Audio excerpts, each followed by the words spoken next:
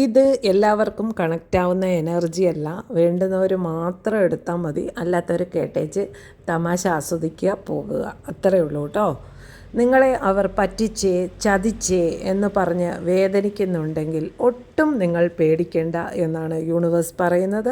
ഇൻസ്റ്റൻ്റായിട്ട് ഒരു return policy universe കൊടുക്കാറില്ല. പക്ഷേ കറക്റ്റായിട്ട് കൊറിയർ ചെല്ലും.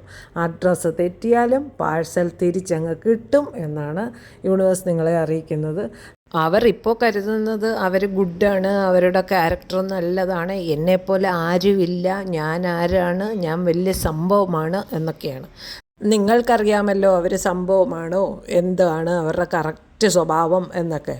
യൂണിവേഴ്സ് പറയുന്നത് സ്മാർട്ടല്ല, ഫ്രീ ട്രയൽ വേർഷൻ ഇപ്പോൾ അവരിൽ ഇട്ടേക്കുന്നത്. അത് കഴിയുമ്പോൾ പുതിയതായിട്ട് മുതൽ, പലിശ, കൂട്ടുപലിശ തുടങ്ങി ചിട്ടിക്കാർ പറയുന്നത് പോലെ ഒന്നുമല്ല. യൂണിവേഴ്സിൻ്റെ വക ഫുൾ വേർഷൻ ഉണ്ടാവും. അതിൽ ആഡ്സും ഉണ്ടാകും, അപ്ഡേഷനും ഉണ്ടാകും. എല്ലാം ഒരുമിച്ച് വരും.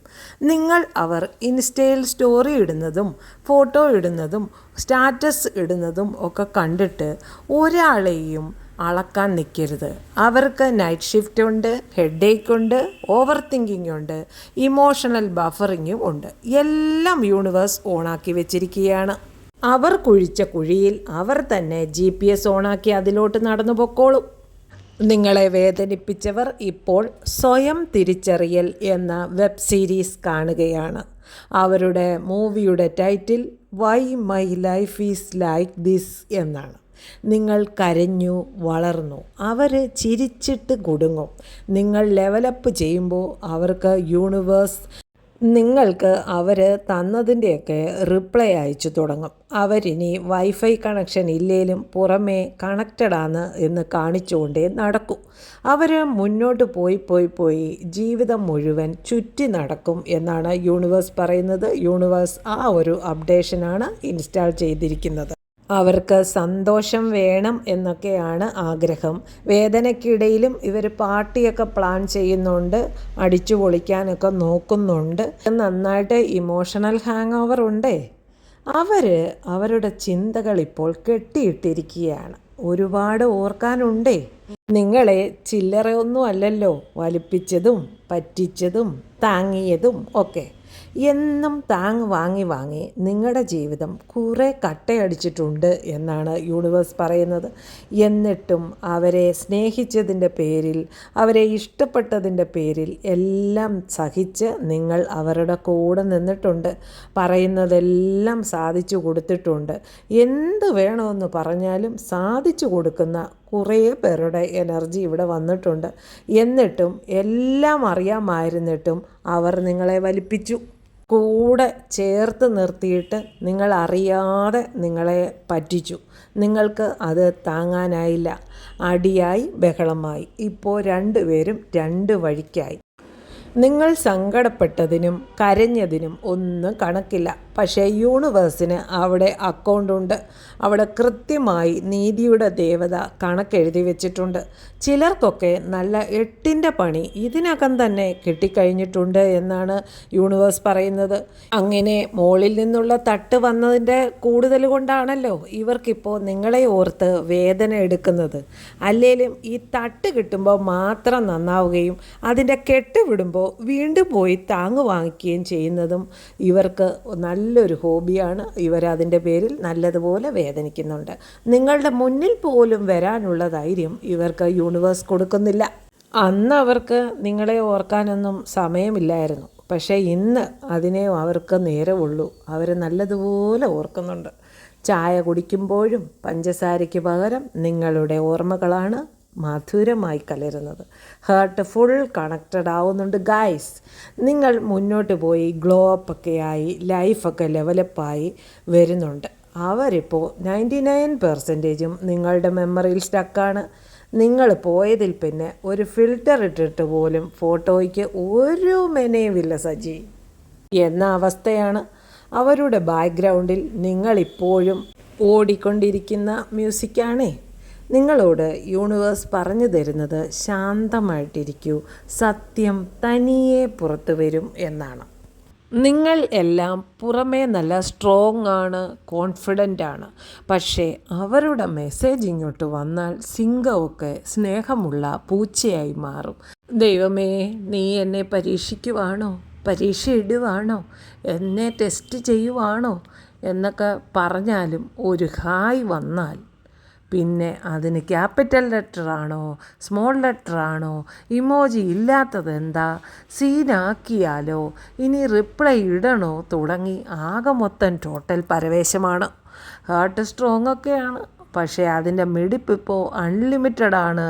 ICUവിൽ കയറ്റേണ്ട അവസ്ഥ വരും എന്ന് യൂണിവേഴ്സ് പറയുന്നു. അടിച്ചു പോമോടെ. എവിടുന്ന്?